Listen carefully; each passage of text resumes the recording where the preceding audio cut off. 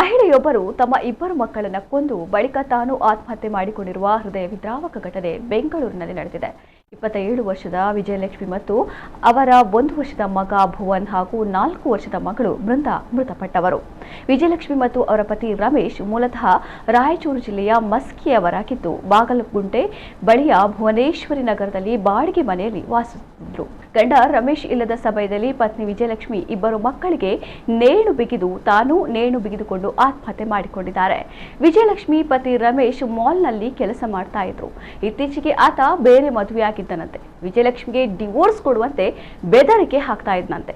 ಮನೆಯಲ್ಲಿದ್ದಾಗ ಬೇರೆ ಹುಡುಗಿಯರ ಜೊತೆ ಫೋನ್ನಲ್ಲಿ ಮಾತನಾಡ್ತಾ ಇದ್ದಂತೆ. ಇದರಿಂದ ವಿಜಯಲಕ್ಷ್ಮಿ ಮಾನಸಿಕವಾಗಿ ನೊಂದಿದಳು ಎಂದು ಕುಟುಂಬಸ್ಥರು ಆರೋಪಿಸಿದ್ದಾರೆ. ಈ ವಿಚಾರವಾಗಿ ಪದೇ ಪದೇ ಮನೆಯಲ್ಲಿ ಜಗಳ ಕೂಡ ನಡೆಯುತ್ತಿತ್ತು ಎನ್ನಲಾಗಿದೆ. ಸದ್ಯ ಈ ಬಗ್ಗೆ ಬಾಗಲಗುಂಟೆ ಪೊಲೀಸ್ ಠಾಣೆಯಲ್ಲಿ ಪ್ರಕರಣ ದಾಖಲಾಗಿದ್ದು ತನಿಖೆ ನಡೆಯುತ್ತಿದೆ.